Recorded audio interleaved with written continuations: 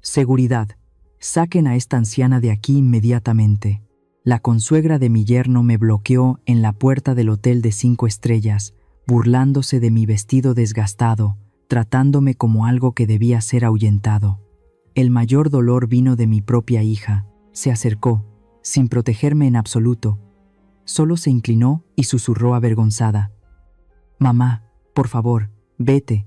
No me avergüences así». A sus ojos, yo era solo una anciana pobre y desaliñada.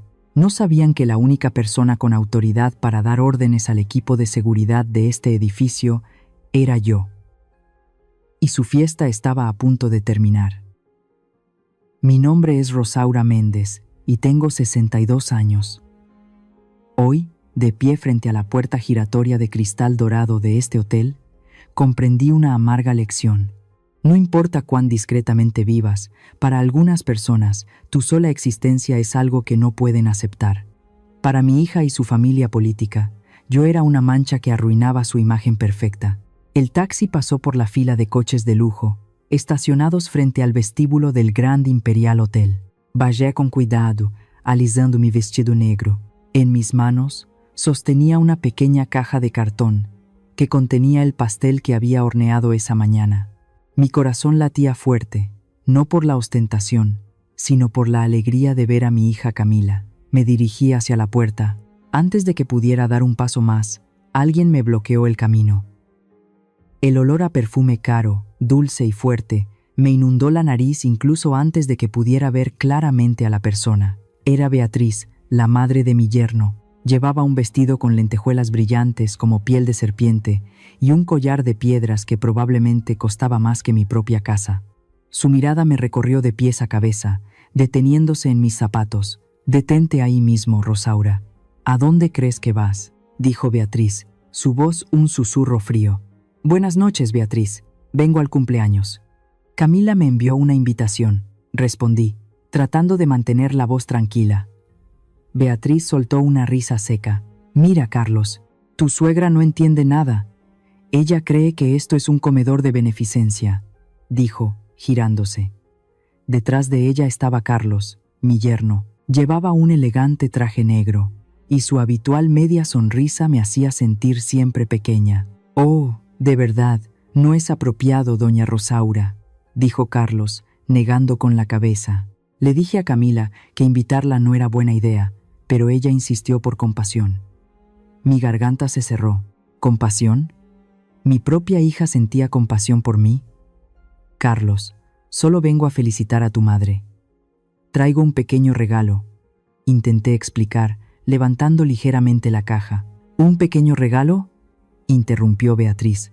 «¿Qué llevas en esa caja grasienta? ¿Pan dulce de la panadería de la esquina? Por Dios, Rosaura. Esto es el Grand Imperial Hotel. Aquí servimos caviar y champán. No necesitamos tus insignificantes chucherías». Miré a través del cristal. Entonces la vi. Camila, mi hija, lucía radiante con su vestido rojo, de pie cerca de la recepción. Me vio. Nuestras miradas se encontraron. Por un instante, pensé que correría hacia mí, que me protegería. Pero Camila bajó la cabeza. Carlos siguió riendo. «Mamá, mira sus zapatos. Todavía usa los mismos que lleva al mercado». Beatriz frunció el ceño con desaprobación. «Escúchame bien, Rosaura», dijo en voz alta, para que el portero y los huéspedes de los alrededores la oyeran. «Mírate, esos zapatos polvorientos van a ensuciar nuestra alfombra roja. Ese vestido pasado de moda. Exudes pobreza, mujer, y esa apariencia no pertenece a este lugar». Me quedé en silencio. Cuando Camila se acercó lentamente, una chispa de esperanza se encendió en mis ojos. Deseaba que mi hija pusiera fin a la falta de respeto que su familia política estaba volcando sobre su madre. «Hija», susurré. Camila me apretó la mano. Sus uñas se clavaron dolorosamente en mi piel. Me apartó a un lado, como queriendo ocultarme de las miradas. «Mamá, te lo ruego», susurró con voz temblorosa. «Diles que me dejen entrar, mamá, por favor. Solo quiero abrazarte un momento». Luego Camila cambió de tono. «No, mamá. Vete». Sentí como si la tierra se abriera bajo mis pies. «¿Qué?», pregunté, sin poder creer lo que oía. ¿No ves cómo nos miran? Me avergüenzas frente a la familia de Carlos. No perteneces a este lugar. Este no es tu sitio. Mis manos, que sostenían el pastel, cayeron de repente. Mi propia sangre, la hija que un día llevé a la espalda, ahora me daba la espalda a mí. Pero hija, soy tu madre. Por eso mismo, dijo Camila, no me arruines la noche. Vete a casa.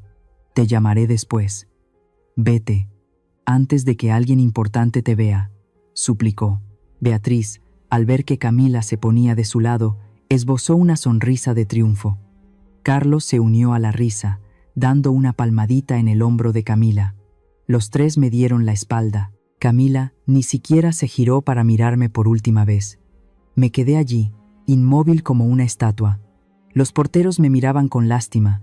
La risa de mi yerno y mi consuegra resonaba en mis oídos. Me sentí desnuda, pequeña y completamente sola. Miré hacia el imponente hotel, que antes me había parecido un castillo, y ahora se asemejaba a una fortaleza inalcanzable.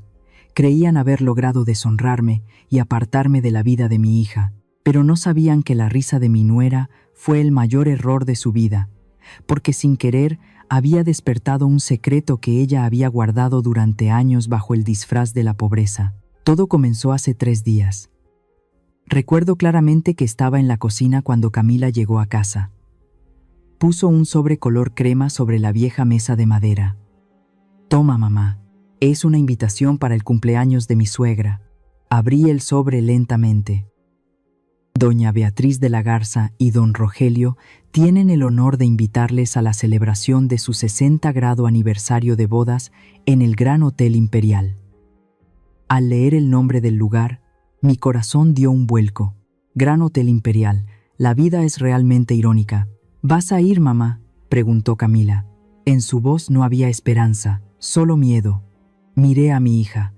20 años antes, cuando su padre falleció, solo mi hija y yo enfrentamos la vida. Pobre viuda, decía la gente, la mujer que tiene que coser cada puntada para criar a su hija. Pero lo que nadie sabía, ni siquiera Camila, era que mi esposo me había dejado un terreno y yo lo había convertido silenciosamente en todo un imperio. Pasé noches en vela estudiando finanzas. Hoy soy dueña de la mitad de esta manzana, incluido ese lujoso hotel. Lo escondí todo de ella, solo esperando que entendiera el valor del esfuerzo y la autosuficiencia. Pero viendo cómo me trataba, supe que me había equivocado por completo. Desde que conoció a Carlos, un joven con un apellido prestigioso pero con poca cuenta bancaria, Camila cambió por completo. La primera vez que vino a mi casa, miró los muebles como si no estuvieran limpios por el polvo. ¿Me escuchaste, mamá?, suplicó Camila. Carlos dijo que tenías que ir. Dijo que su mamá quería hacer las paces. ¿Hacer las paces?, pregunté. Esa mujer ni siquiera me saluda en la calle, ¿y ahora quiere que vaya allí? Camila suspiró, mostrando su impaciencia. Hoy es su cumpleaños, mamá.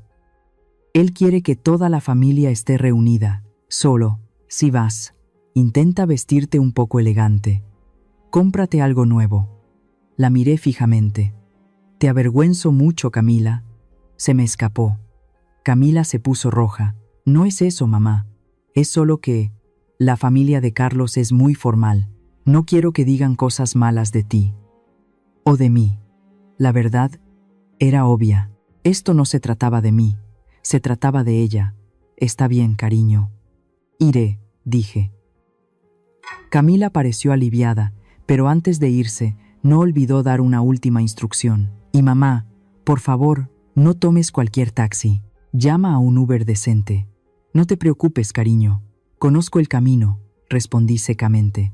Cuando Camila se fue, me quedé de pie, mirando la invitación dorada sobre la mesa. Beatriz nunca hacía nada sin una razón. Si me invitaba al lugar más lujoso de la ciudad, seguramente había un motivo oculto. Me levanté, entré a mi dormitorio y abrí la caja fuerte. Dentro había escrituras de propiedades, acciones y joyas, valoradas en 3 veces el precio de la casa de Beatriz. Podría haber sacado mi collar de diamantes, haber llamado a Mateo, mi jefe de seguridad, para que me enviara un coche blindado. Podría haber aparecido en esa fiesta deslumbrante como una reina, pero cerré la caja fuerte. Si mi hija y su nueva familia realmente me querían, tendrían que aceptar a Rosaura tal como soy, una mujer que crió a su hija sola. El dinero no compra el respeto. Necesitaba saber la verdad, necesitaba saber cuán ciega estaba mi hija. Por eso, tomé una decisión. Iría a la fiesta, pero con mi vestido negro viejo de 5 años, zapatos cómodos de tacón bajo, y llevaría un regalo hecho por mí misma. Esa sería la prueba final. Si Camila se ponía de mi lado, si se sentía orgullosa de su laboriosa madre, le entregaría las llaves de todo un reino. Le contaría todo. Pero si me rechazaba, solo pensarlo me daba escalofríos.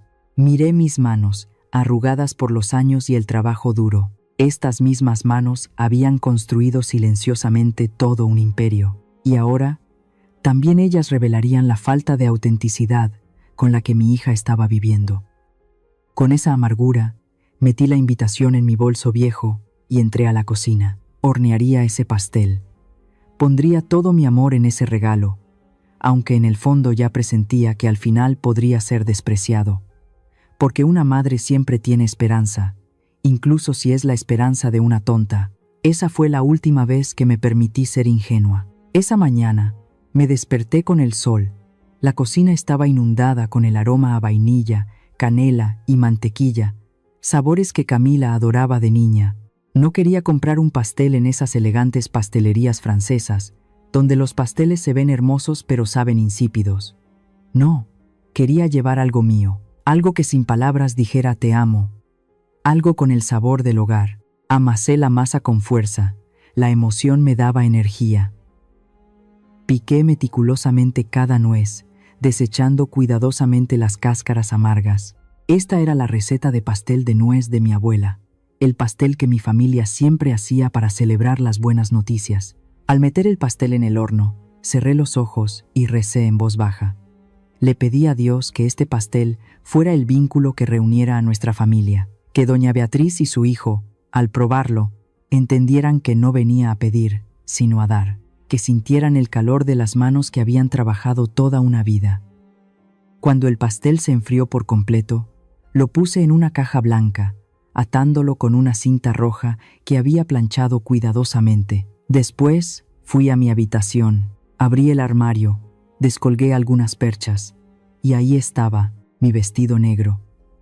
Lo saqué y lo extendí sobre la cama. Esta no era seda importada.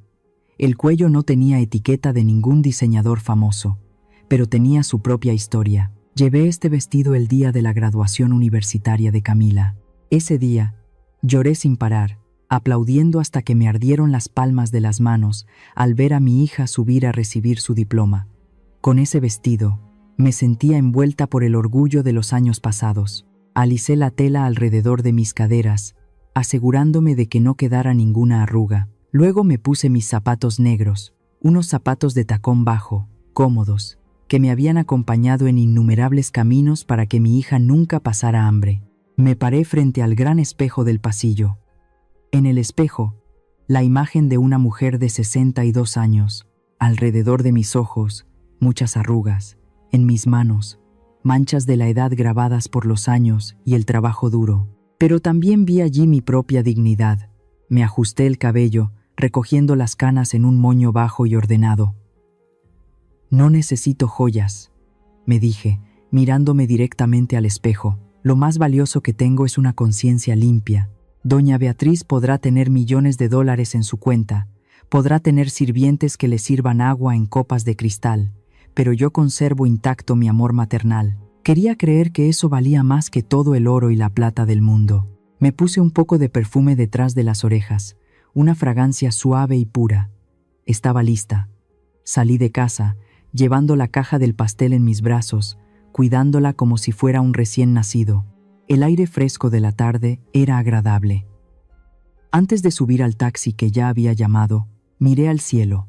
Las primeras estrellas asomaban a través de una fina capa de nubes. Busqué la estrella más brillante, como solía hacer cuando necesitaba una guía o un poco más de fuerza.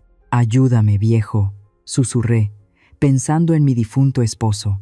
«Por favor, Dame la fuerza suficiente para soportar sus miradas.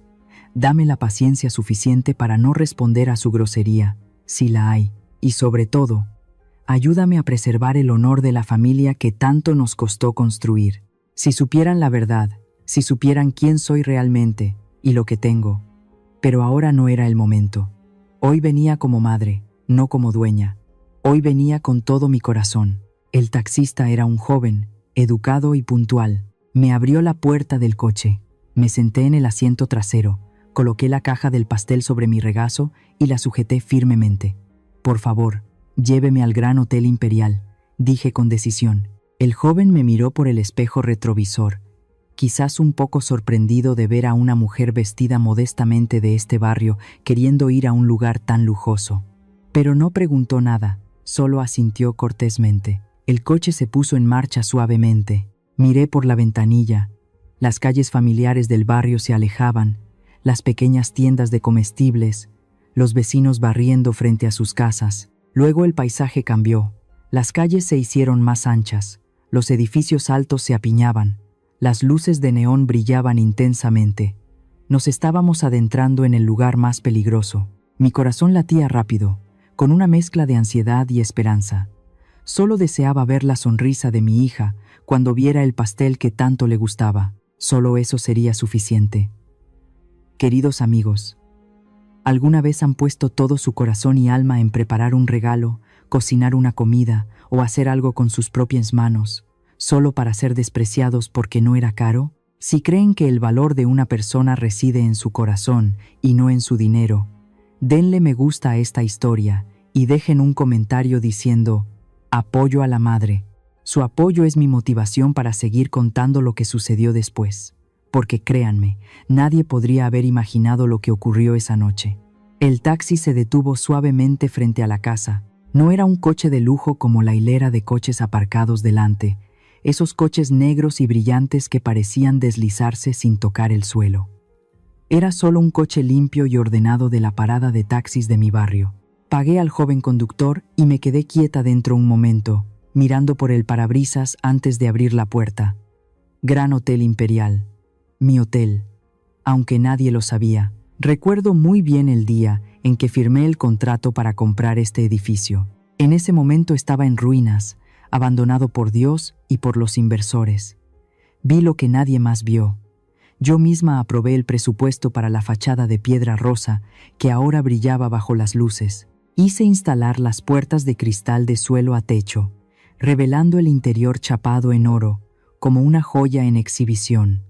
Parecía majestuoso, brillante. Era un logro digno de orgullo, y de hecho, yo estaba orgullosa. Pero esa noche, ese sentimiento tenía un sabor amargo en la boca. Mientras admiraba la arquitectura, mi parte de empresaria no dejaba de calcular, no dejaba de pensar en la factura.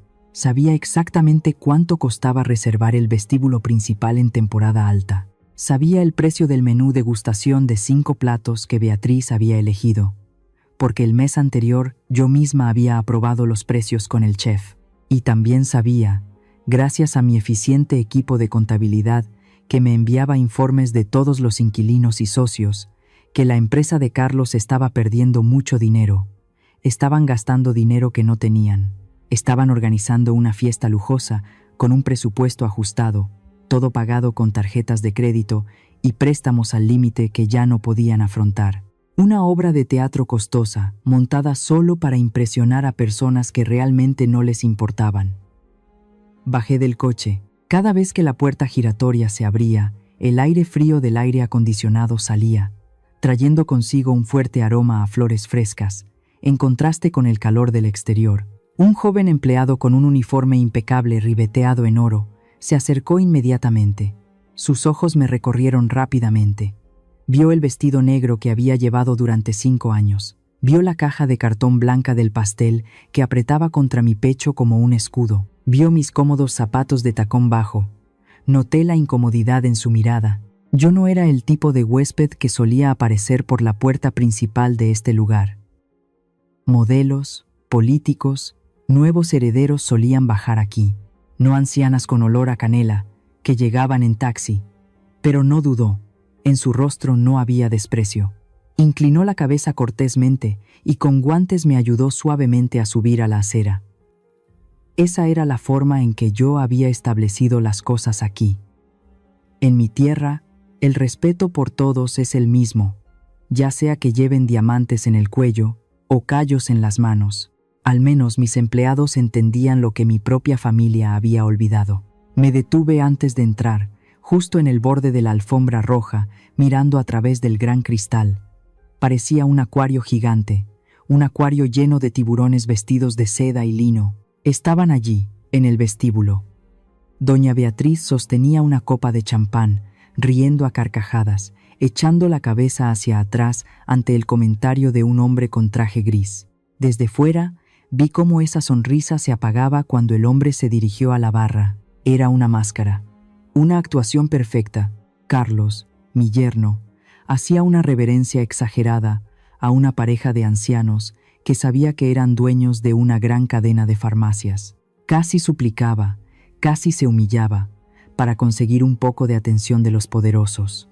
Era un espectáculo desagradable. Entonces sucedió. La mirada de Beatriz recorrió la entrada, buscando una figura más importante, quizás un político o un socio que pudiera salvarlos de la bancarrota, pero se detuvo en mí. Se detuvo en la mujer del vestido negro, con la caja de cartón, de pie al otro lado del cristal. Su perfecta sonrisa de anfitriona se tensó, no desapareció, sino que se deformó en algo grotesco, un rostro retorcido que mezclaba incredulidad y un desprecio mordaz. Vi sus labios rojos moverse sin cesar. Dio un ligero codazo a Carlos y tiró del brazo de Camila, quien en ese momento se ajustaba distraídamente un pendiente Chanel de oro blanco, un regalo caro que le había visto llevar. Beatriz se inclinó y le susurró algo apresuradamente al oído. Luego lanzó su barbilla hacia mí con un gesto cortante y resentido. La reacción fue inmediata. Los tres se giraron para mirarme, ignoraron a los importantes invitados en silencio y caminaron rápida y decididamente hacia la puerta giratoria. Se detuvieron justo en la salida, hombro con hombro, bloqueando el camino. Parecían guardias custodiando una fortaleza de un intruso no invitado, y no una familia esperando a la abuela. Beatriz se encontraba en el centro, como una comandante que solo sabe de apariencias. Carlos a su derecha, con el pecho inflado y la mandíbula apretada, y Camila, mi Camila, a su izquierda, con los ojos clavados en el suelo, sin atreverse a levantar la vista. Formaban un muro humano, erigido con arrogancia, vergüenza y un terrible miedo al qué dirán. Respiré hondo, acumulando todo mi coraje en el pecho, apretando la caja del pastel para que no vieran que me temblaban las manos, y di los primeros pasos hacia ellos. Comprendí que cruzar esa puerta no era para recibir un saludo, sino para enfrentar un desafío. Me detuve frente a ellos, sintiendo el ambiente espeso, tan pesado que apenas podía respirar. Ni siquiera me dieron la oportunidad de decir una palabra de saludo, sin un beso, solo una barrera de mala voluntad. Beatriz habló primero, con una sonrisa forzada, una sonrisa que no llegaba a sus ojos, lo suficientemente alta para que los que estaban detrás de mí escucharan cada palabra. «Oh, Rosaura», dijo, estirando deliberadamente cada sílaba, con esa falsa sofisticación que solía practicar frente al espejo. «Veo que has decidido ignorar todas las reglas. Ese vestido negro que llevas parece más para un funeral que para la fiesta de cumpleaños más elegante de la temporada. ¿No tienes un espejo en casa? ¿O el buen gusto es un lujo demasiado grande para ti?» Apreté la caja del pastel contra mi pecho, sintiendo cómo el cartón se hundía bajo mis dedos. Intenté mantener la cabeza alta, aunque por dentro ardía de vergüenza. «Este es el vestido que usé en la graduación de Camila», dije, tratando de mantener la voz tranquila. «Y este pastel es de nuez, con la receta de mi abuela. Lo hice esta mañana, pensando que a todos les gustaría». Beatriz soltó una risa corta y aguda, como un resoplido. Se llevó la mano al pecho, fingiendo asombro. Luego miró a los invitados que pasaban como buscando cómplices en su burla. «¿Lo oyen?», dijo más fuerte. «Un pastel casero. Por Dios, Rosaura, hemos contratado a un chef francés con estrellas Michelin. ¿De verdad crees que pondremos esos platillos grasientos en mi mesa de postres? ¿Crees que mis invitados van a comer algo que salió de tu cocina? Esto no es una feria de barrio. Entonces Carlos interrumpió. Si las palabras de Beatriz eran como agujas, las de mi yerno eran como martillazos. Él no fingía sarcasmo, sino que estaba genuinamente enojado. Se acercó, invadiendo mi espacio personal, y olí el fuerte aroma a alcohol mezclado con el costoso perfume Hermes en su aliento. Sus ojos estaban inyectados en sangre por una ira completamente desubicada. Era la ira de un hombre débil, que descarga su frustración en alguien a quien considera inferior para sentirse poderoso. Eres una carga, Rosaura, me lo dijo directamente a la cara. Siempre lo has sido. Una carga, una vergüenza. Aquí hay inversores importantes, gente que gestiona millones de dólares. ¿Qué van a pensar cuando vean a mi suegra vestida como una sirvienta? Estás dañando mi imagen, Carlos. Traté de hablar, pero él no me dejó. Cállate, me interrumpió, fríamente. Dígame, suegra, ¿tiene suficiente dinero en esa bolsa rota para darle una propina al que abre la puerta? ¿O espera que yo pague por eso también? Porque estoy harto de apoyar a personas que no aportan ningún valor. Solo eres una miserable aferrada a nosotros. Sentí como si una palabra pesada me hubiera golpeado. Mis manos empezaron a sudar. Miré a mi alrededor. Todo el vestíbulo nos miraba fijamente. Algunos reían entre dientes, cubriéndose la boca. Otros susurraban entre sí. Me sentía sola, expuesta, despojada de mi dignidad. Quería gritarles que su éxito era un castillo de arena, que el dinero que gastaban no era suyo, que yo era la única persona capaz de pagar por todo ese grupo. Pero me contuve. No me rebajaría a su nivel. No he venido aquí a pedir dinero, Carlos, dije, tratando de mantener la voz tranquila. He venido porque soy parte de la familia. Este regalo es de corazón, algo que el dinero no puede comprar. Le extendí la caja, como un último intento de reconciliación. Un gesto ingenuo de una madre que se negaba a creer en la crueldad de su propia hija. Carlos miró la caja blanca con el lazo rojo como si fuera algo peligroso. Su rostro se deformó por la desaprobación. ¿De corazón?, se burló. El corazón no paga las cuentas. Su corazón no me sirve. No necesitamos esas cosas superfluas. Entonces lo hizo. Un movimiento rápido, fuerte y decisivo. Carlos levantó la mano y golpeó directamente la caja que yo sostenía. No tuve tiempo de reaccionar. El golpe fue fuerte y frío. La caja se me cayó de las manos. El tiempo pareció congelarse mientras observaba mi regalo, el pastel que había hecho con tanto esfuerzo, caer al suelo. La caja golpeó el reluciente mármol del vestíbulo y se abrió.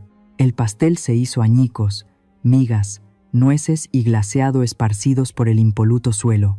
Yacía allí, completamente arruinado, una fea mancha en la perfecta ostentación. Todo el vestíbulo enmudeció por un instante. Todas las miradas se clavaron en el desastre del suelo. Miré el pastel destruido y sentí que algo dentro de mí también se derrumbaba. No era el corazón, era la paciencia. Era el último velo ante mis ojos que acababa de ser rasgado. Carlos se sacudió las manos como si hubiera tocado algo sucio. Luego me miró con una sonrisa cruel y triunfante, señalando el suelo. «Ahí está», dijo con voz helada. «Lo que no tiene valor está en el suelo. Y tú también, Rosaura, junto con tu desafortunado destino». Lentamente levanté la cabeza. Mis ojos, que antes buscaban un poco de comprensión, ahora solo buscaban a una persona. No miré a Carlos. No miré a Beatriz. Busqué a Camila. Mi hija estaba allí, junto a ese hombre, mirando fijamente los trozos de pastel en el suelo. Todo en ese momento dependía de ella. Todo mi mundo, todo mi amor, pendía de un hilo, esperando su reacción. Esperé. Juro por la memoria de mi marido, que esperé un segundo más. Esperé a que Camila hablara. Esperé a que se enfrentara a Carlos. Esperé a que se agachara a recoger los trozos de pastel, me tomara de la mano y me dijera que debíamos irnos de allí, lejos de esa gente falsa. Pero Camila no miró el pastel. Sus grandes ojos, maquillados con esmero, no vieron el amor maternal desmoronarse en el suelo. Su mirada, asustada, se paseaba por el vestíbulo, de un rostro a otro, aterrorizada de que alguien importante hubiera presenciado la escena. Notó que los socios de Carlos susurraban entre sí. Vi a las damas de la alta sociedad abanicarse con sus abanicos Louis Vuitton, cubriéndose la boca.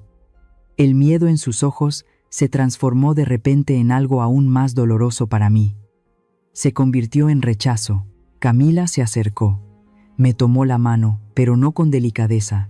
Sus dedos se clavaron en mi carne con desesperación, tirando de mí hacia la puerta, como si yo fuera una intrusa que estorbaba en un evento. Se acercó a mi oído y, con la voz temblorosa por la ira contenida, susurró las últimas palabras que acabaron con la Rosaura ingenua que había vivido hasta ese día. «Mamá, vete, por favor vete», siseó en mi oído.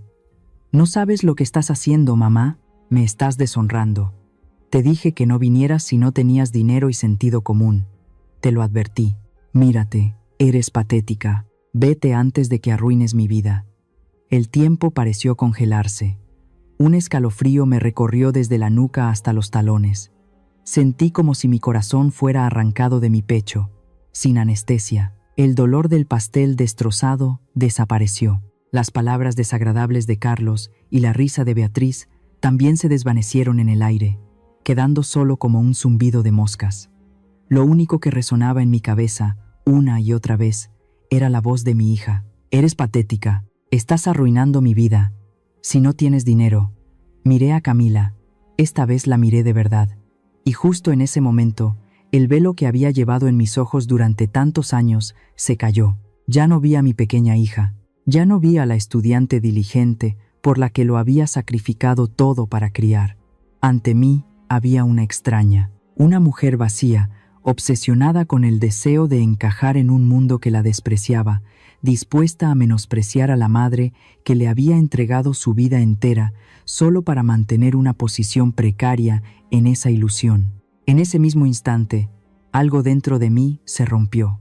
Pero no fue una ruptura que me desmoronara, fue como un cascarón de huevo que se agrieta. La tristeza se desvaneció, dejando un vacío frío, sólido y limpio. La autocompasión desapareció, la esperanza de ser aceptada también. De las cenizas de esa madre sumisa y paciente, la mujer que había construido este imperio despertó. La dueña despertó. Le arranqué la mano de su agarre. Camila se quedó paralizada por la sorpresa. Me sequé la única lágrima que se atrevió a aparecer. Nunca más lloraría por ellos, nunca. Me enderecé, levanté la cabeza. Sentí cada vértebra alinearse, devolviéndome la postura y la dignidad que había encogido para encajar en su pequeño mundo. Respiré hondo. El aire del hotel ya no me era ajeno. Olía al sudor de mi esfuerzo, olía a mis inversiones, olía a mis propiedades. Miré a Camila, que me observaba con desconcierto ante el cambio repentino. Luego miré a Carlos, que aún mantenía su expresión de desprecio, y a Beatriz, que me miraba como si yo fuera un insecto molesto que se negaba a irse. Ya no me daban miedo, tampoco me dolían, solo sentía lástima, una profunda lástima por su insignificancia. Caminé hacia Beatriz. Por reflejo, ella dio un paso atrás, sorprendida por el inesperado peso de mi mirada. Mis ojos, que antes suplicaban aprobación, ahora la juzgaban. Beatriz me miró con preocupación y soltó una risa forzada. «¿Y ahora qué te pasa a ti? ¿Vas a llorar o a llamar a un taxi?», dijo, tratando de mantener la compostura. La miré directamente a los ojos, con una calma que la detuvo en seco. «Tienes razón, Beatriz», respondí. Mi voz ya no temblaba. Era firme, clara y fría como el acero. «Tienes toda la razón en lo que acabas de decir», Beatriz parpadeó, confundida. «¿Oh, sí? ¿En qué tengo razón?», preguntó, con voz arrogante. «Dijiste que la gente como yo no puede cenar en un lugar como este», continué, enfatizando lentamente cada palabra. «Y eso es cierto. Esta noche no pagaré un centavo por esta comida». Carlos resopló con una risa burlona. «Claro que no va a pagar, porque la van a echar». ¿De dónde va a sacar dinero para pagar, vieja tonta? Lo ignoré, mis ojos fijos en Beatriz. No pagaré, Beatriz. No porque no tenga dinero, dije, bajando la voz para obligarla a inclinarse, atrapada en mi ritmo. No pagaré porque no necesito pagar para estar en mi propia casa. Beatriz frunció el ceño, perpleja. ¿Tu casa?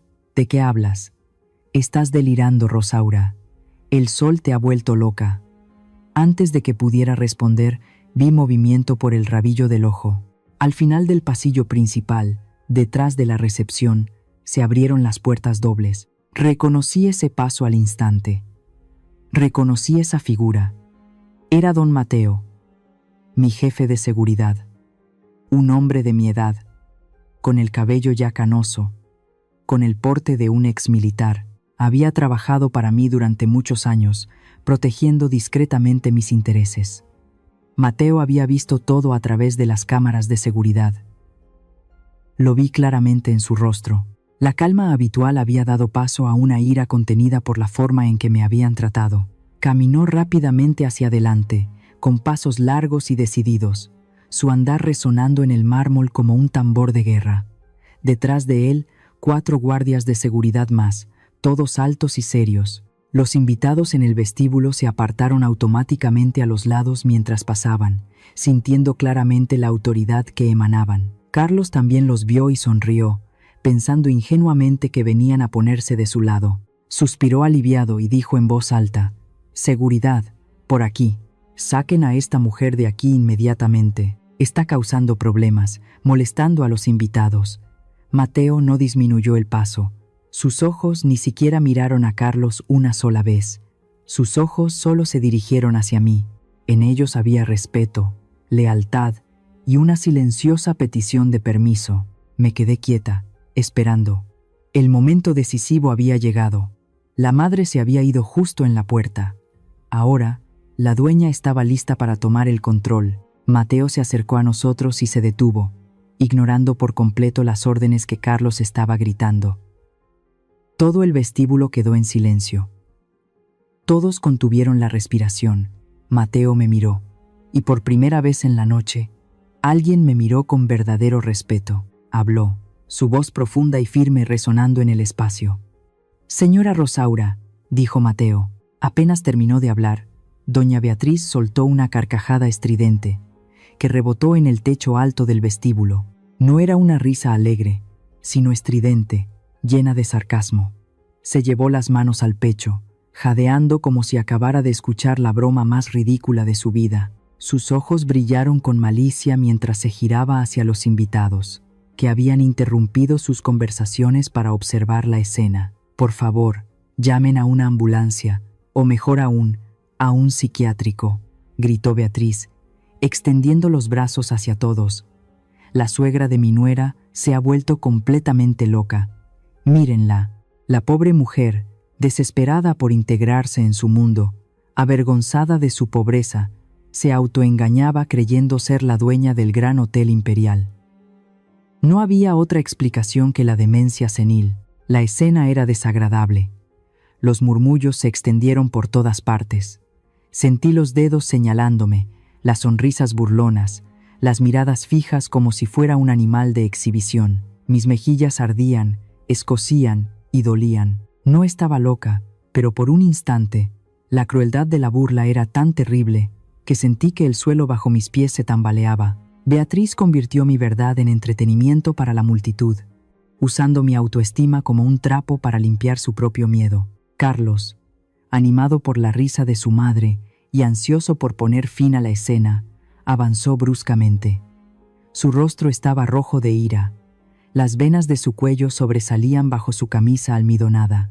Ya no guardaba las apariencias. Su único objetivo era sacarme de su vista. «Basta ya de esta farsa», gruñó Carlos. Antes de que pudiera reaccionar, sentí su mano apretar mi brazo izquierdo. No era un toque para guiar, sino un agarre fuerte y frío. Sus dedos se clavaron en mi piel suave, apretando tan fuerte que solté un gemido de dolor. El dolor físico era intenso, pero la sensación de ser tratada como un objeto, como algo inútil, era mucho peor. «Suéltame, Carlos», grité, tratando de liberarme, pero él era más joven y fuerte.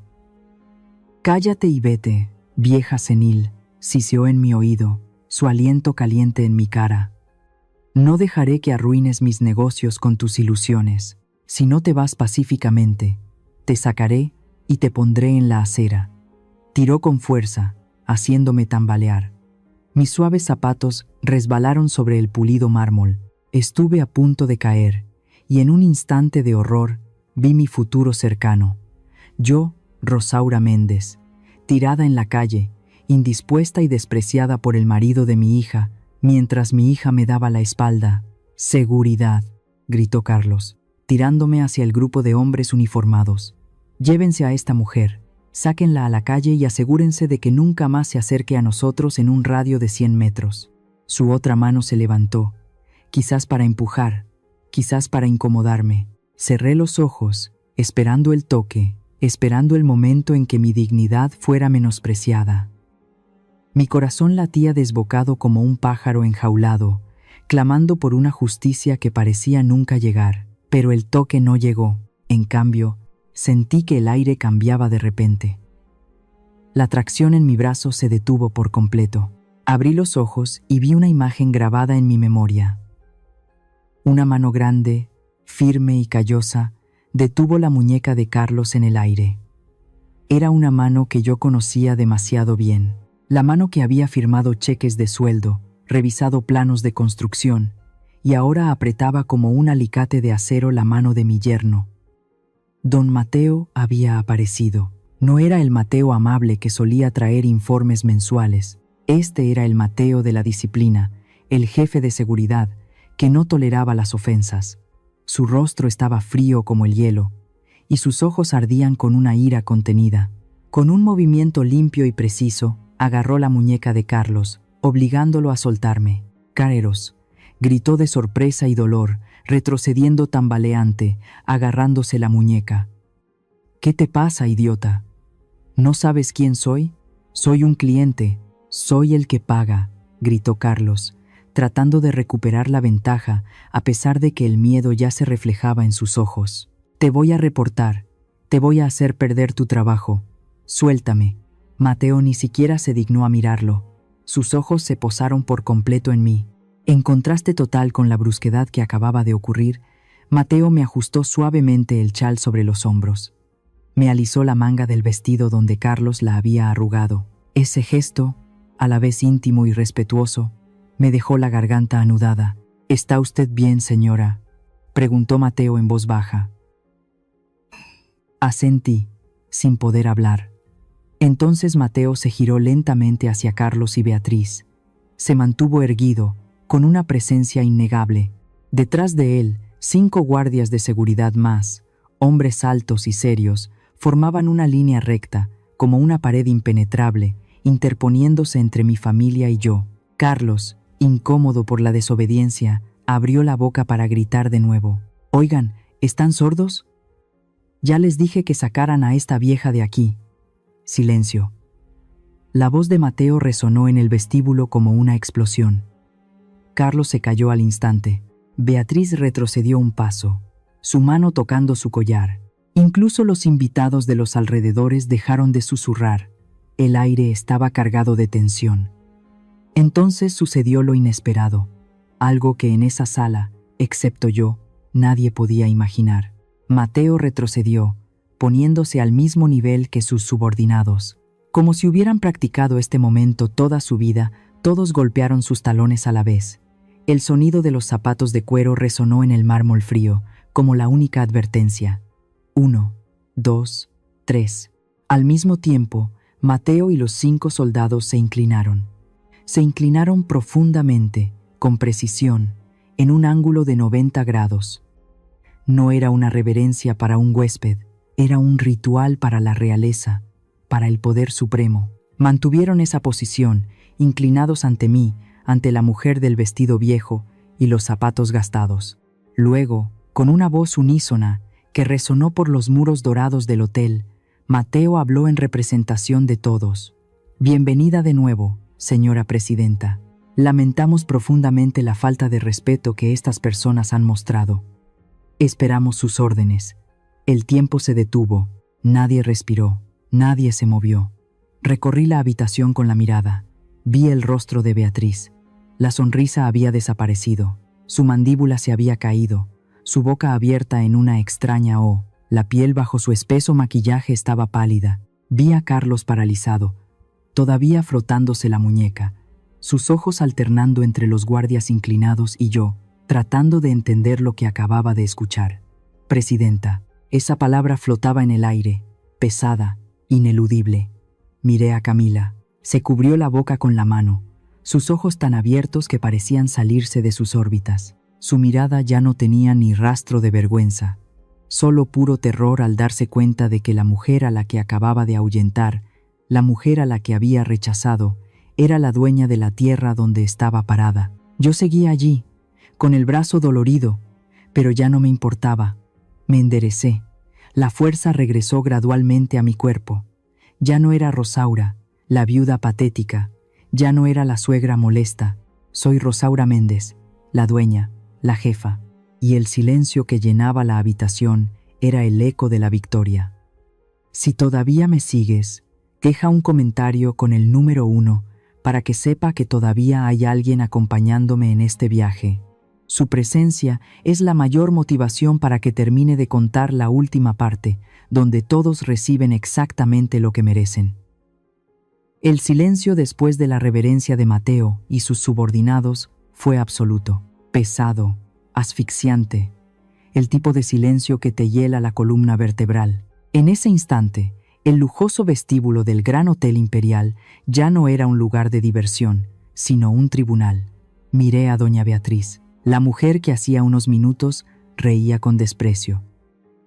Ahora parecía haber olvidado cómo respirar. Su rostro cuidadosamente maquillado se resquebrajaba bajo la presión de la realidad. Intentó hablar, intentó soltar una risa cruel para romper la tensión, para decir que todo era una broma de mal gusto, pero de su garganta solo salió un ahogo entrecortado, un gemido patético que se extinguió antes de tomar forma.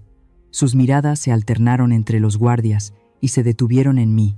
Por primera vez vi el verdadero miedo reflejado en sus rostros. No miedo a perder dinero, sino miedo a perder la cara, miedo a que su fachada de falsedad se desmoronara. Carlos estaba aún peor. Su rostro estaba blanco, ceniciento como el de un enfermo grave. Se agarró la muñeca que Mateo acababa de tratar, pero sabía que el dolor físico en ese momento ya no importaba. Lo que lo aterrorizaba era la fría realización de que acababa de actuar de manera inapropiada con la dueña de todo el edificio. Alguien que podía causarle problemas con una sola llamada telefónica. Lo vi tragar saliva, su garganta subiendo y bajando, mientras su pequeña mente intentaba comprender por qué la suegra que él había despreciado, considerándola una indigente, tenía todo un equipo detrás de ella. Pero la humillación de mi familia política no terminó ahí. Al final del pasillo apareció un hombre, corriendo a una velocidad inusual para su posición. Era Ricardo Velasco, el director general del hotel. Detrás de él venía Jean-Paul, nuestro chef ejecutivo, con su impecable uniforme de chef blanco y su alto sombrero característico. Ricardo, que siempre era tranquilo, se secaba el sudor de la frente con un pañuelo. «Señora Méndez». «Señora Rosaura», dijo Ricardo al llegar, casi sin aliento, haciendo una profunda reverencia ante mí, ignorando por completo a Beatriz y a su grupo de invitados. «Lo siento. No sabíamos que vendría hoy. Si lo hubiéramos sabido, habríamos preparado el plato principal con más cuidado». Jean-Paul, el chef del que Beatriz siempre se había jactado, también se acercó. «Madame», dijo con su marcado acento francés, tomándome la mano suavemente. «Es un gran honor tenerla aquí. Espero que el menú sea de su agrado, aunque sé que nada se compara con su exquisito gusto». Vi las piernas de Beatriz flaquear. Tuvo que agarrarse a Carlos para no caerse. Fue la confirmación final. No solo la seguridad, sino la dirección, sino la cocina. Todo el hotel se inclinó ante mí. Las falsas palabras de Beatriz, su ilusión de ser la reina de la fiesta, se desmoronaron como un castillo de naipes al viento. No respondí a los halagos con palabras, solo asentí levemente, con la calma de quien está acostumbrada a dar órdenes. Luego me giré para mirar a mi familia. Ya no me despreciaban.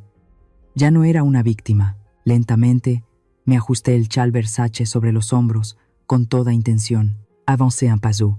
Los invitados, que antes se burlaban de mi vestido viejo, se apresuraron a hacerse a un lado, abriendo un camino ancho como si yo fuera de la realeza. Inclinaron la cabeza a mi paso, avergonzados y sin atreverse a mirarme directamente. Avancé paso a paso hacia Carlos. Por reflejo, él retrocedió y chocó con su madre. Lo miré directamente a los ojos y vi cómo se encogía. Solo quería desaparecer, que nadie lo viera. Pasé junto a él sin detenerme, sin decir una palabra. Mi indiferencia fue la venganza más cruel. Para mí, en ese momento, él ya no existía. Era más tenue que una sombra. Me detuve junto a Mateo, quien seguía firme. Le hice una ligera señal hacia el suelo, donde los trozos de mi pastel de nuez yacían destrozados, despreciados y esparcidos sobre el mármol. Luego, levanté la vista, señalando a Beatriz y Carlos. «Mateo», dije con voz tranquila pero lo suficientemente alta para que todo el vestíbulo me oyera. «Limpia este desorden. Todo el desorden». «Sí, señora presidenta», respondió Mateo con voz clara. No necesité dar más explicaciones. El rostro enrojecido de Beatriz me decía que lo entendía perfectamente. Seguí mi camino hacia el ascensor, no el ascensor de los huéspedes. Me dirigí hacia el ascensor privado en la parte trasera, el ascensor con puertas doradas y lirios tallados. El lugar que Beatriz siempre había mirado con envidia, preguntándose qué VIP tendría derecho a usarlo. Hoy tenía su respuesta.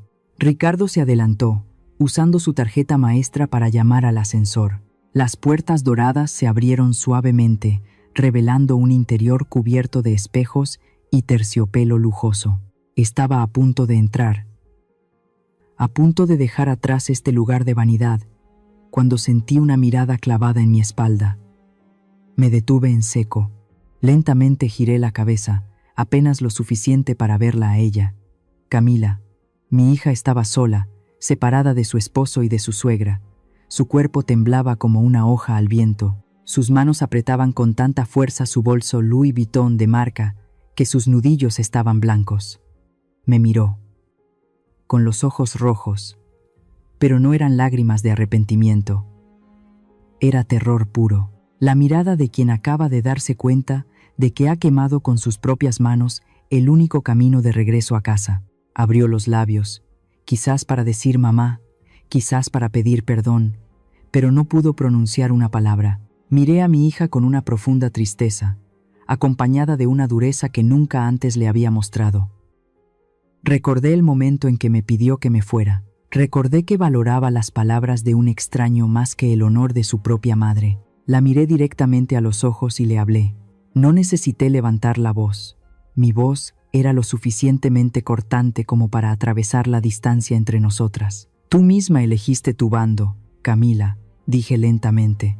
Elegiste estar con los falsos y le diste la espalda a los que viven con sinceridad. Así que disfruta de la fiesta. Disfrútala al máximo, hija mía, porque ese es el lugar donde mereces estar. Vi sus labios temblar. Lo vi extender su mano hacia mí, un gesto débil y demasiado tarde. Me giré y entré en el ascensor. Las puertas doradas se cerraron lentamente, ocultando gradualmente la escena del gran vestíbulo. La última vez que vi el rostro dolido de Beatriz, la cobardía de Carlos y la desesperación en Camila. Luego, las puertas se cerraron por completo. El mundo de abajo, lleno de falsedad y deshonor, desapareció. El ascensor subió, llevándome a mi oficina en el piso más alto, al silencio de la cima, dejándolos abajo para enfrentar el desastre que ellos mismos habían causado. En la quietud de la oficina de la azotea, me serví una taza de té. Mis manos ya no temblaban. Me senté frente a una pared de pantallas que mostraban todos los rincones del hotel. No necesitaba bajar para saber lo que estaba pasando. La tecnología me permitía presenciar la caída de Roma desde la comodidad de mi sillón de cuero. En la pantalla se desarrollaba una lección de humildad, impartida con una presión implacable. Beatriz y Carlos, aferrándose a los restos del naufragio, Intentaban desesperadamente reunir a los pocos invitados que quedaban. Con sonrisas forzadas, que parecían más bien muecas de dolor, fueron conducidos al Salón Dorado, la sala VIP, que habían reservado con meses de antelación para una cena privada. Los vi caminar con la confianza de quienes creen que el dinero puede resolverlo todo, liderando al grupo hacia las puertas dobles de roble tallado. Pero al llegar, fueron detenidos. El gerente de banquetes, un hombre serio que siempre seguía mis instrucciones, se interpuso en su camino. No necesité escuchar la grabación para saber lo que decía. Sus gestos decididos lo decían todo. Anunció que la reserva VIP había sido cancelada por orden directa de la presidenta. Les negaron la entrada. Vi a Beatriz agitar los brazos sin parar. Su cuello estaba rojo. Gritó, probablemente la frase habitual: «¿Saben quién soy?». Pero en este hotel, ella no era nadie, solo una clienta molesta. El gerente señaló en otra dirección. No los echó, para no darles la oportunidad de hacerse las víctimas. Eligió un método más duro, pero justo. Los reubicó. Los llevó a la zona de asientos comunes en la barra del vestíbulo, justo al lado de la entrada de servicio de la cocina. Esa era la zona más ruidosa. Los camareros entraban y salían, con pilas de platos sucios en los brazos. Cada vez que alguien abría la puerta del hotel, el viento soplaba, y allí se vieron obligados a sentarse. La elegante doña Beatriz, con su vestido de lentejuelas que barría el suelo, entre turistas en pantalones cortos y sandalias, tuvo que sentarse en una silla común, mientras los camareros pasaban con bandejas llenas de copas vacías. La sensación de falta de respeto se infiltró rápidamente como un veneno. Los invitados importantes, los banqueros y socios que Carlos quería impresionar, no soportaron más de 10 minutos. Los vi mirar sus relojes. Oí excusas torpes. Uno por uno se levantaron y se despidieron. Tengo un vuelo temprano mañana. Mi esposa no se siente bien. Tengo una reunión de emergencia. Mentiras inofensivas para alejarse del olor a fracaso que envolvía a mi familia. En menos de media hora, la fastuosa fiesta de cumpleaños se redujo a 3 personas alrededor de una mesa llena de botellas de alcohol que nadie quería seguir bebiendo: Beatriz, Carlos y Camila. Pero el golpe final, el verdadero golpe de gracia, fue la cuenta. Como la sala VIP había sido cancelada, el sistema del hotel calculó automáticamente lo consumido hasta ese momento y exigió el pago por adelantado si querían seguir sentados en la barra. Esa era la política de la empresa, con los clientes clasificados como de alto riesgo, y ellos, sin duda, pertenecían a esa categoría. Vi al jefe de servicio acercarse con el datáfono y la carpeta de cuero con la cuenta. Carlos intentó salvar las apariencias ante los pocos que quedaban, abriendo su cartera. Lo vi sacar su reluciente tarjeta de crédito American Express Centurion negra, tan brillante como su propio ego. Entregó la tarjeta al camarero con un gesto despectivo, sin molestarse en mirar la cantidad. El camarero introdujo la tarjeta en la máquina. Esperó. Vi cómo su expresión cambiaba. Negó con la cabeza. Devolvió la tarjeta, rechazada. Carlos forzó una sonrisa. Se secó el sudor de la frente. Seguro que es el chip, pensó. Sacó otra tarjeta. Una tarjeta dorada. La pasó. Rechazada. La calma de Carlos se hizo añicos. Golpeó el terminal de punto de venta contra la mesa. Luego, sacó la tercera tarjeta, la corporativa de su empresa. La pasó desesperadamente, como si rogara a un Dios en el que no creía. También fue rechazada. Lo que Carlos no sabía, ni podía saber, era que el banco emisor de la tarjeta tenía una cláusula de seguridad extremadamente estricta, y casualmente, mi conglomerado era uno de los principales inversores de ese banco. Cuando hay señales de transacciones sospechosas o un riesgo grave de insolvencia para un cliente bajo investigación por fraude, una investigación que mi abogado había impulsado esa misma mañana, el sistema bloquea automáticamente la línea de crédito. El saldo de Carlos llegó a 0. La escena que siguió fue patética. Vi a mi yerno, el hombre que me había llamado con hambre apenas una hora antes, sacar frenéticamente su teléfono. Llamó repetidamente, quizás a las personas que acababan de irse. Préstame dinero en efectivo. Tengo problemas con el banco. Pagaré mañana. Nadie contestó. O si lo hicieron, se negaron. Porque el dinero es cobarde. Siempre huye de los desesperados. Beatriz perdió el control por completo. La máscara de aristócrata se cayó, revelando la grosería que había dentro. Le gritó a los camareros, gesticulando salvajemente, acusándolos de deshonestidad, de problemas con la máquina. Las lágrimas le corrían por las mejillas. Parecía pequeña, vieja y derrotada. Se vieron obligados a vaciar sus bolsillos. Vi a Camila sacar billetes de su cartera. Vi a Carlos agacharse a contar cada moneda. Se vieron obligados a dejar el Rolex de Carlos como garantía, ese reloj suizo falso que él insistía en que era auténtico, para poder irse sin llamar a la policía. Y Camila. Mi pobre Camila, no lloró a gritos, no llamó pidiendo ayuda, solo se sentó aturdida en el borde de la silla, con la mirada vacía, viendo cómo su castillo de cartas se desmoronaba por falta de dinero. Por primera vez en muchos años, ya no tenía el escudo del dinero de su esposo para protegerla. Tenía que enfrentarse desnuda a la realidad. Me recosté en el sillón, con una mezcla de satisfacción y un dolor profundo en el estómago. Intentaron deshonrarme solo porque no tenía dinero para pagar la cena, y ahora ellos mismos no podían pagar ni el agua que habían bebido. La justicia, cuando llega, es dulce, pero también deja una extraña e indescriptible sensación. Apagué la pantalla. Suficiente. La obra había terminado. Ahora era cuando comenzaba el verdadero derrumbe, y sabía que debía estar preparada cuando vinieran a buscarme, porque seguro que regresarían. Cuando se tiene hambre, siempre se regresa, pero esta vez, la cocina estaba cerrada con llave. No mucho después, se oyó un golpe en la puerta de mi oficina. No el golpe firme y familiar de Mateo. Eran golpes débiles, vacilantes, como si la persona del otro lado temiera lo que le esperaba dentro. Miré una pantalla.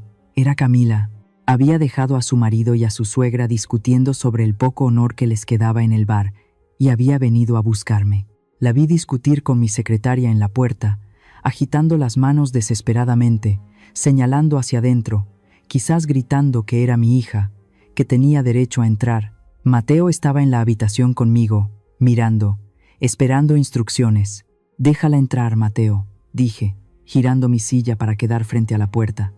«Pero quédate aquí, no quiero estar sola con ella». Mateo asintió y abrió la puerta. Camila irrumpió como una tormenta de desesperación. No quedaba ni rastro de la mujer arrogante que me había echado del vestíbulo. El maquillaje corrido por las lágrimas, dejando manchas oscuras en sus mejillas. El cabello cuidadosamente peinado ahora estaba desordenado. Parecía una niña perdida en un supermercado, asustada y frágil. Al verme sentada detrás de la mesa de caoba, con las luces de la ciudad de fondo, Camila rompió a llorar. Corrió hacia mí, se arrodilló, abrazando mis piernas como si se aferrara a la última boya en medio de un naufragio. «Mamá, mamá, por favor, perdóname», sollozaba, sus lágrimas empapando mi vestido. «Por favor, mamá, tienes que perdonarme». No sabía, juro por Dios que no sabía que todo esto era tuyo. Me quedé inmóvil, no la abracé, no le acaricié el cabello como antes, cuando se caía y se raspaba las rodillas. Mis manos permanecieron rígidas en los reposabrazos de la silla. La miré con la cabeza gacha, sintiendo una profunda tristeza mezclada con una amarga verdad.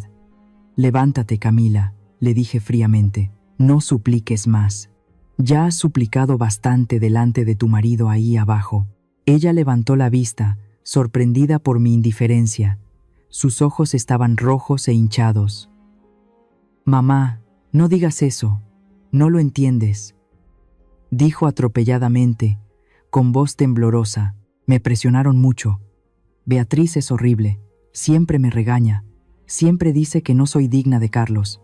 Y Carlos se vuelve incontrolable si no lo obedezco.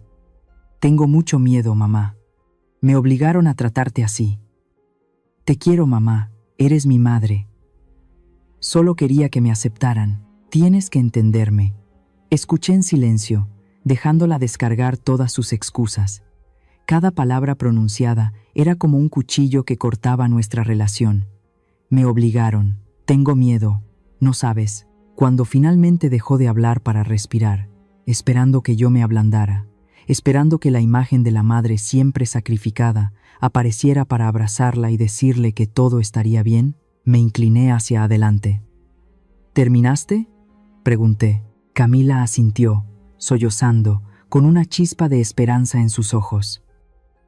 Entonces escúchame, le dije, mirándola directamente a los ojos. Dices que no sabías que el hotel era mío. Lo creo, pero precisamente por eso no puedo perdonarte. Camila frunció el ceño, confundida. ¿Qué? No entiendo. Si supieras que tengo dinero, me habrías tratado como a una reina. Continué, hablando despacio para que entendiera. Pudo haberme sentado en el asiento de honor. Pudo haberme defendido de las palabras desagradables de tu suegra. Pero no lo hiciste porque pensaste que era pobre. Pensaste que era inútil. Tu respeto tiene un precio, Camila, y hace 10 minutos no tenía suficiente dinero para pagarlo. Mamá, no es así. Intentó protestar, pero levanté la mano para interrumpirla. No digas cosas que no son verdad. No ahora. Mírate a ti misma. Lloras, sí. Estás desesperada, sí. Pero no lloras porque me hayas hecho daño. No lloras porque mi pastel haya sido destrozado o porque me hayan faltado al respeto delante de cientos de personas. Lloras porque acabas de darte cuenta de que soy la gallina de los huevos de oro. Lloras por miedo a perder tu fortuna, tu apoyo, miedo a volver a tu antigua vida. Camila se quedó inmóvil. Abrió la boca para negar, luego la cerró. Sabía que yo decía la verdad. La verdad cruda y fea se interponía entre nosotras. Me levanté de la silla y me acerqué a la ventana. Miré las luces de la ciudad, un lugar por el que había pagado un precio muy alto para poseer. ¿Sabes qué es lo que más me duele?, pregunté sin volverme. No es que te avergonzaras de mis zapatos viejos. Dejé que un hombre te tratara mal. Vi a Carlos actuar de forma desagradable contigo. Vi que te hacía sentir incómoda, y lo ignoré. Elegí el papel de esposa sumisa en lugar de proteger tu seguridad. Eso, Camila, no es miedo. Eso es cobardía, y la cobardía es una elección. Me giré para mirarla por última vez. Todavía estaba arrodillada, pero ya no lloraba. Sus ojos, a la vez sorprendidos y asustados, como si mirara a una extraña. Mamá, por favor, dame otra oportunidad. Dejaré a Carlos. Me divorciaré. Volveré a casa contigo. Prometo que todo será diferente. Negué con la cabeza lentamente. No, Camila. Tu habitación en mi casa ya no es tuya. Ahora es un almacén, y ya eres una adulta. Elegiste tu propio camino. Elegiste esa familia. Me acerqué, no para levantarla, sino para decir las últimas palabras, mirándola directamente al alma. Puedo perdonar el pastel roto, hija mía. Al fin y al cabo, solo era harina y azúcar. Pero no puedo perdonar que permitieras que otros me faltaran al respeto sin atreverte a decir nada. No puedo perdonar tu silencio. Me enderecé y volví a mi escritorio. Vete, Camila, no dejes a tu marido esperando. Él necesita a su hija más que nada en este momento para conseguir dinero y pagar sus deudas. Camila se quedó inmóvil unos segundos más, como esperando un milagro que sabía que no llegaría. Luego se levantó lentamente, cada movimiento pesado como si todo su cuerpo fuera arrastrado hacia abajo. Se ajustó el vestido rojo, se secó rápidamente la cara con el dorso de la mano y me miró por última vez. En esa mirada vi la certeza de la pérdida. No solo perdió dinero, sino que también perdió el único amor incondicional que alguna vez tuvo. Se dio la vuelta, caminó hacia la puerta. Mateo abrió la puerta, sin decir nada. «Adiós, mamá», dijo en voz baja antes de irse. «Adiós, Camila», dije al silencio. La puerta se cerró suavemente. La quietud volvió a llenar la habitación, pero esta vez no era pesada. Tenía una sensación agradable, como el aire fresco después de una larga tormenta. Me senté en el sillón y respiré hondo. Mi pecho todavía dolía, sí, pero era un dolor necesario. El dolor de una herida que finalmente había sido limpiada y podía comenzar a sanar. Pasaron unas semanas desde esa noche, y en el mundo de los negocios, los rumores siempre corren más rápido que el viento. Lo que sucedió en el vestíbulo del Gran Hotel Imperial se extendió como la pólvora. Apenas necesité hacer nada para que todo llegara a su propio final. Solo me senté a esperar, dejando que todo siguiera su curso natural. Carlos perdió 3 grandes contratos en una sola semana. Los inversores serios, al final, no querían confiar su dinero a un hombre conocido por su comportamiento inapropiado con mujeres mayores y por tener sus tarjetas de crédito rechazadas en público. La confianza es frágil, y él mismo la había destruido. Casualmente, la oficina de su empresa estaba ubicada en un edificio de mi cartera de propiedades. Al vencimiento del contrato de arrendamiento, mi gerente simplemente envió un breve correo electrónico, informando que el espacio ya no estaba disponible para alquilar, sin oficina, sin crédito bancario, con la reputación destrozada. Su pequeño negocio de papelería se derrumbó en cuestión de días. Doña Beatriz no corrió mejor suerte. La alta sociedad a la que se aferraba, las relaciones sociales que había cultivado con tanto esmero, le dieron la espalda de inmediato. Los ricos pueden pasar por alto muchas cosas, pueden pasar por alto la avaricia, incluso los errores, pero no aceptan lo ridículo o lo grosero. Ya no la invitaban a los desayunos benéficos. Sus amigas del club de jardinería de repente estaban tan ocupadas que nadie contestaba sus llamadas. Se quedó sola en su casa grande y fría, rodeada de muebles estilo Luis XV que ya no podía permitirse comprar, y un silencio que gritaba su nueva realidad. Y como siempre, cuando el dinero desaparece, el amor, o lo que ellos llamaban amor, también se va silenciosamente sin mirar atrás. Escuché a Mateo contar, él que siempre tiene ojos y oídos por todas partes, que la casa de mis consuegros se había convertido en un campo de batalla. Las discusiones y los gritos resonaban hasta la calle, se culpaban mutuamente de todas sus desgracias y, por supuesto, buscaron a alguien más débil para descargar su ira. Adivinen quién. Camila. Todas las dificultades recayeron sobre ella. Dijeron que por su culpa, por su madre molesta y falsa, habían perdido toda su posición. Dijeron que ella traía mala suerte.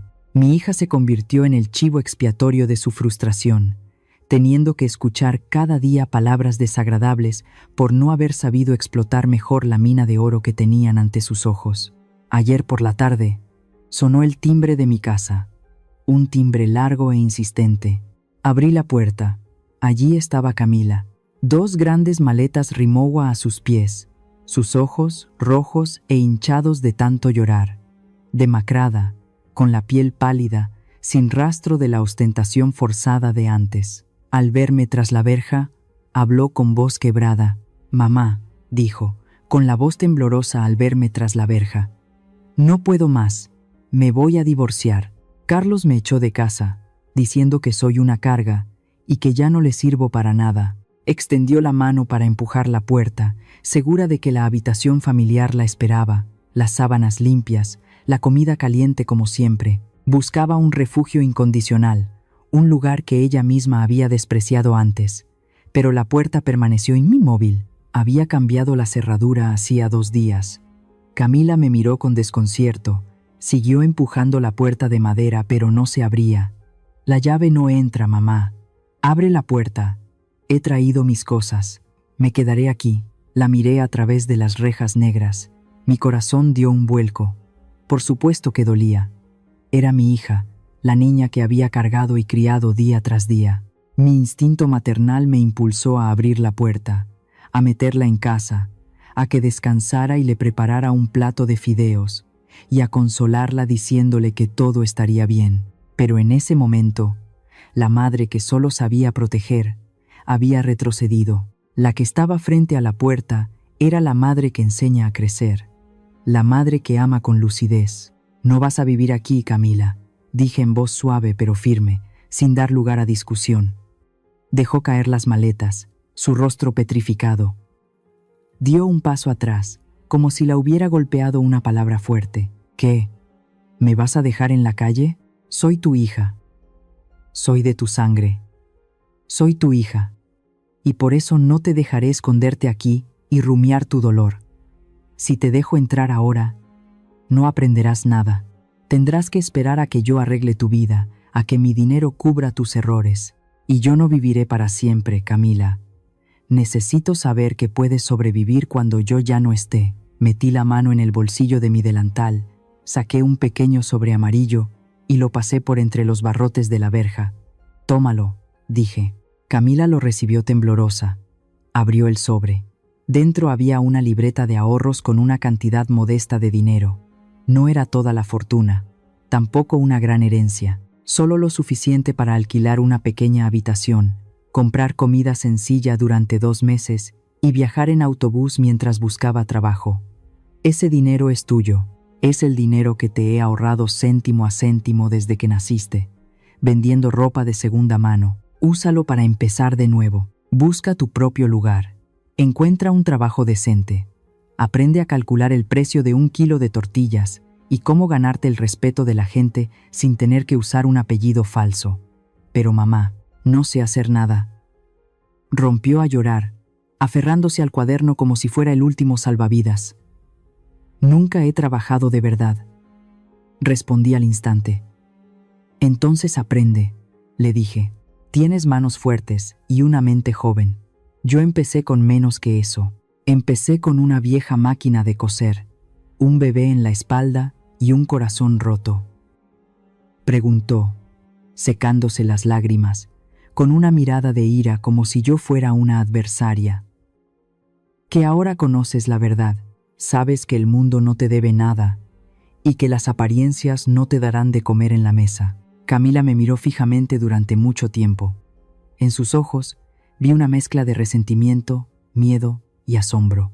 Apretó la maleta, el libro de ahorros contra su pecho y dio un paso atrás. Eres muy fuerte, mamá, dijo. La vida es aún más difícil que eso, cariño, y te quiero demasiado como para permitirte ser débil. La vi darse la vuelta y caminar hacia la parada de autobús, arrastrando las pesadas maletas por la acera llena de baches. No le ofrecí llevarla. No la llamé para prometerle que la contactaría. Cerré la puerta de madera y pasé el nuevo cerrojo. Apoyada en la fría puerta, cerré los ojos. No lloré. En mi pecho había una extraña sensación de quietud, dolorosa pero clara. Había cortado el cordón umbilical por segunda vez. La primera fue para darle vida física. Esta vez fue para darle la oportunidad de vivir de verdad, con su propia dignidad. La justicia no siempre es un castigo caído del cielo. A veces, la justicia es simplemente dejar que cada uno asuma las consecuencias de sus propias elecciones. Y eso, queridos amigos, es la lección más cara que he tenido que aprender, pero también la más necesaria. Esta noche, la Ciudad de México, vista desde arriba, es extraordinariamente brillante. Estoy sentada en la mesa más hermosa del Gran Hotel Imperial, junto a la ventana panorámica, donde las luces de los edificios se extienden como un mar infinito de estrellas. Frente a mí no hay una fiesta suntuosa ni champán que no bebo. Solo una taza de café caliente y aromático, y un exquisito plato de porcelana con una rebanada de pastel de pacanas. Jean Paul, el chef, pasó toda la tarde tratando de recrear la receta de mi abuela. Se acercó y se quedó a mi lado, con el rostro ansioso esperando mi comentario. Probé el primer bocado y cerré los ojos. El sabor a canela, vainilla y pacanas tostadas se extendió. El sabor de mi antigua cocina, el sabor del hogar. Le sonreí y le dije que el pastel estaba perfecto. Y así era. Pero este pastel tenía algo que el mío de la mañana no tenía. Sabía a libertad. Miré la silla vacía frente a mí. Muchos lo considerarían un panorama triste. Una viuda de 62 años cenando sola en su propio hotel, mientras su hija comenzaba una vida difícil en algún lugar de la vasta ciudad. La sociedad a menudo enseña que una mujer sin una familia a su lado está incompleta, que es un fracaso. Pero están equivocados. Esta soledad no me agobia. Es ligera como una pluma.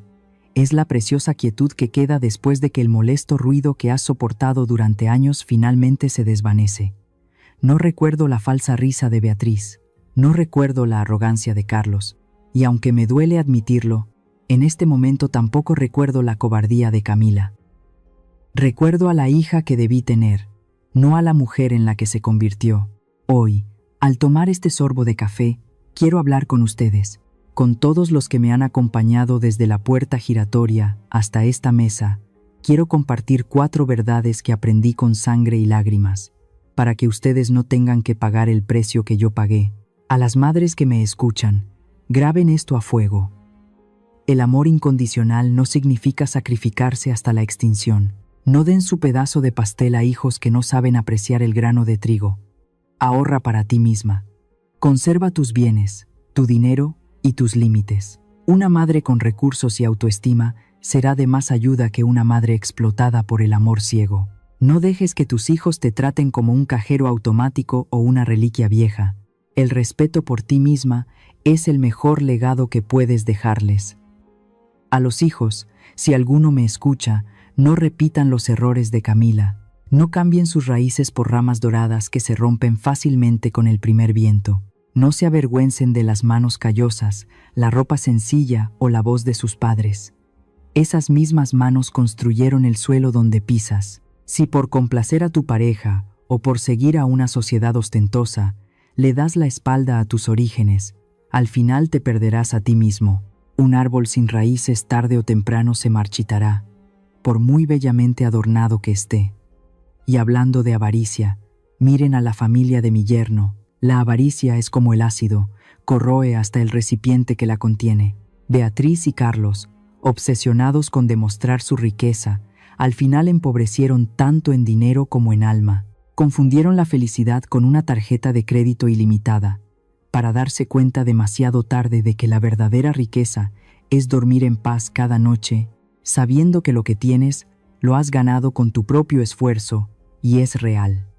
Tener ambición es bueno porque te impulsa, pero la codicia te paraliza y te destruye. Y finalmente, para quienes están casados o considerando el matrimonio, recuerden que respetar a la familia de su pareja es también respetar a su pareja. No pueden decir que aman a su esposa si tratan a su suegra como algo insignificante, así como no pueden decir que se aman a sí mismos si aceptan que su esposo falte al respeto a la mujer que los dio a luz. El amor necesita respeto. Despreciar a su propia familia no es amor, es un encierro. Váyanse antes de perder su propia identidad. Me levanté de la mesa y me acerqué a la ventana. Mi reflejo en el cristal me miró directamente. Vi a Rosaura, vi a la modista, vi a la viuda, vi a la dueña. Todos ellos eran yo. Alicé mi vestido negro, el vestido que una vez fue objeto de burla y que ahora se había convertido en mi solemne armadura. Sentí una sensación de plenitud, sentí mi corazón en paz.